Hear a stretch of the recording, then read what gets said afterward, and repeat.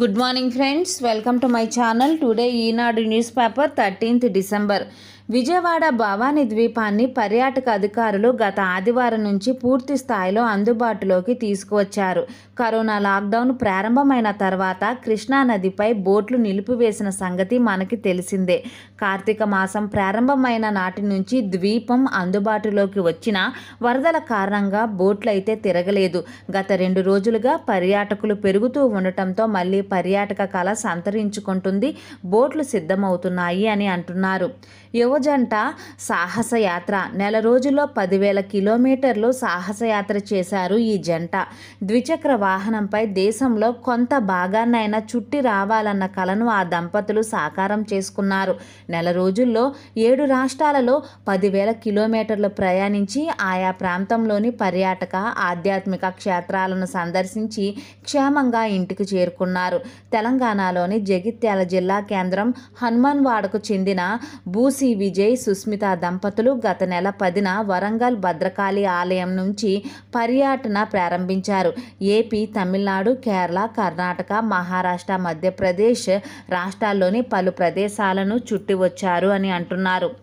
ఆంధ్రప్రదేశ్ రాష్ట్రంలోని సంక్షేమం పేరిట తీవ్ర సంక్షోభం అంటున్న భాజపా రాష్ట్ర వ్యవహారాల బాధ్యుడు మురళీధరన్, జగన్ ప్రభుత్వం సంక్షేమ పథకాలను ఆకర్షణీయంగా చూపిస్తూ రాష్ట్ర ఆర్థిక పరిస్థితిని తీవ్ర సంక్షోభంలోకి నెట్టిందని భాజపా రాష్ట్ర కార్యవర్గం ఆందోళన వ్యక్తం చేసింది. గత ప్రభుత్వాలు 60 ఏళ్లలో 1,00,000 కోట్ల రూపాయల అప్పులు చూపిస్తే వైకాపా సర్కారు మొదటి 6 నెలల్లోనే 55,000 కోట్ల రూపాయల అప్పు చేసింది అని ఆరోపించారు. అక్రమ, అనైతిక విధానాలను ప్రోత్సహించడంతో రాష్ట్ర అభివృద్ధి పూర్తిగా కుంటుపడిందని, పారిశ్రామికవేత్తలు పారిపోయేలా చేస్తుందని ధ్వజమెత్తారు. మరో 4గురికి అంతుచిక్కని వ్యాధి లక్షణాలు. ఏలూరులో 614కు చేరిన బాధితుల సంఖ్య. అంతుచిక్కని వ్యాధితో మరో 4 బాధితులు శనివారం ఏలూరు ఆసుపత్రిలో చేరారు. వ్యాధి వ్యాప్తి మొదలైనప్పటి నుంచి తక్కువ సంఖ్యలో చేరడం ఇదే అంటున్నారు. మొత్తంగా ఈ సంఖ్య 614కు చేరింది. ఇందులో 576 మంది కోలుకొని ఇంటికెళ్లారు. బాధితుల్లో ఒకరు చనిపోగా 2 చికిత్స పొందుతున్నారు. మెరుగైన వైద్యం కోసం 35 మందిని విజయవాడ, గుంటూరు ప్రభుత్వ ఆసుపత్రులకు తరలించారు అని చెబుతున్నారు. కాబోయే అమ్మలకు ఇనుము కావాలి అని అంటున్నారు. మహిళలు అనగానే ఆకాశంలో సగమంటూ అందలం ఎక్కించే చూస్తాం. ఆ అందలం సంగతేమో గాని పక్కన పెడితే భారత్లో అమ్మ కావడానికి అవకాశం ఉన్న సగం మంది మహిళలు రక్తహీనతతో బాధపడుతున్నారు. 2020కు సంబంధించి రూపొందించిన ప్రపంచ పోషకాహార నివేదికలో ఈ విషయం వెల్లడయ్యింది. పేద దేశాలలో పోషకాహారం ధరలు అధికంగా ఉండటం, గర్భిణీగా ఉన్నప్పుడు సరైన ఆహారం తీసుకోకపోవటం, చిన్నారులకు సమతూల ఆహారం ఇవ్వలేకపోవటం పోషకాహార లోపానికి ప్రధాన కారణాలు. సాధారణ మహిళలతో పోలిస్తే రక్తహీనత ఉన్నవారిలో ప్రసూతి మరణాలు ముప్పు రేటు ఎక్కువగా ఉంటుంది అంటున్నారు. వీటిని అధిగమించాలి అంటే ఇవి వాడాలి అని చెబుతున్నారు. పాలకూర, తోటకూర, మునగాకు, గోంగూర వంటి ఆకుకూరలు రోజు ఆహారంలో ఉండేలా చూసుకోవాలి. నానబెట్టిన బాదం గింజలు, కిస్మిస్, ఖర్జూరం, బీట్రూట్, దానిమ్మ వంటి వాటితో పాటు పోలిక్ యాసిడ్, B12 ఎక్కువగా ఉండే చిక్కుడు జాతి గింజలను తీసుకోవాలి. బీట్రూట్ రసాన్ని తాగొచ్చు. రోజు పాలు, గుడ్లు తింటే మంచిది. నువ్వులు, వేరుశనగల్ని బెల్లంతో కలిపి తినొచ్చు. అలానే తృణధాన్యాలతో చేసిన ఆహార పదార్థాలని డైట్లో భాగం చేసుకుంటే ఈ రక్తహీనతను అధిగమించవచ్చు అని చెబుతున్నారు. అమెరికాకు టీకా శుభవార్త. ఫైజర్కు అత్యవసర అనుమతి లభించింది. కోవిడ్-19 మహమ్మారితో అతలాకుతలమవుతున్న అమెరికాకు శుభవార్త.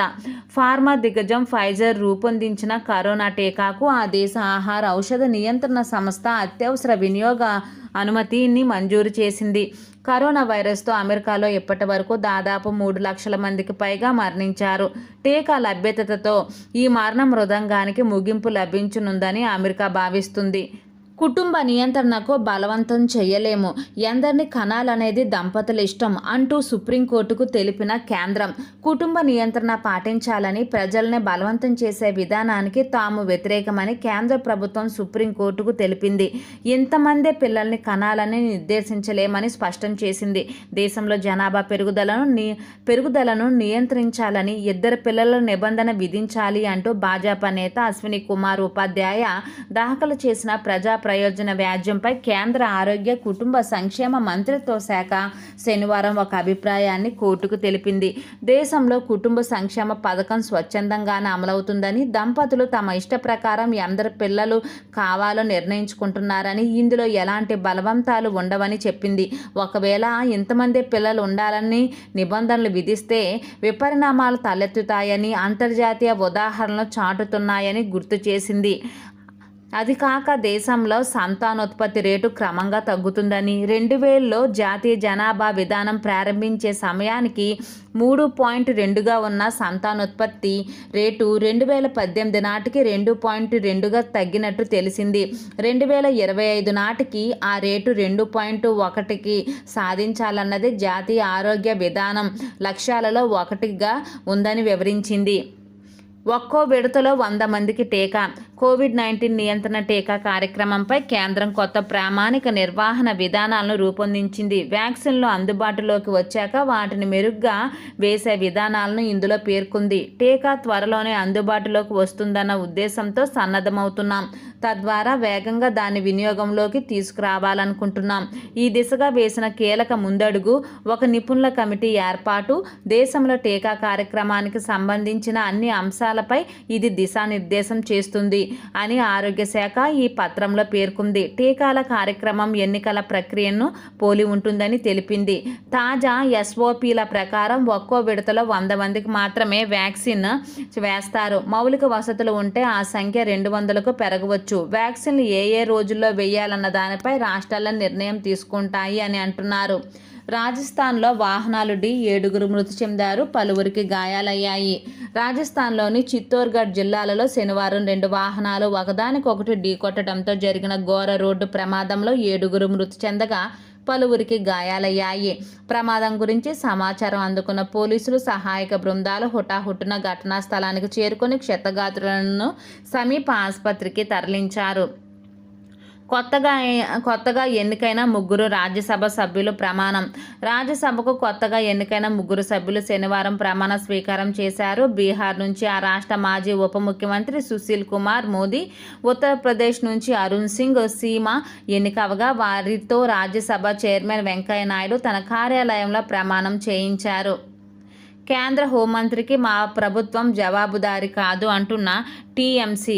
నడ్డా వాహన శ్రేణిపై దాడి ఘటన నేపథ్యంలో రాష్ట్రంలో శాంతి భద్రతల పరిస్థితులపై వివరణ ఇచ్చేందుకు ఈ నెల 14న ఢిల్లీ రావాలి అంటూ పశ్చిమ బెంగాల్ రాష్ట్ర ప్రధాన కార్యదర్శి, డీజీపీలకు కేంద్ర హోంశాఖ శుక్రవారం సమన్లు ఇచ్చిన సంగతి తెలిసిందే. దీనిపై తృణమూల్ సీనియర్ నేత, Lok Sabha TMC chief whip Kalyan Banerjee కేంద్ర హోంశాఖ కార్యదర్శి అజయ్ భల్లాకు శనివారం ఘాటుగా లేఖ రాశారు.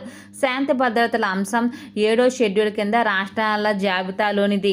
అలాంటప్పుడు ఈ విషయంపై వివరణ కోసం 2 రాష్ట్ర అధికారులను మీరెలా పిలుస్తారు అని లేఖలో ప్రశ్నించారు. ఇది రాజకీయ ఉద్దేశంతో భాజపాకి చెందిన రాజకీయ నేతలైన మీ మంత్రి అమిత్ షా ప్రేరణతో చేసినట్లుగా కనిపిస్తుంది అన్నారు.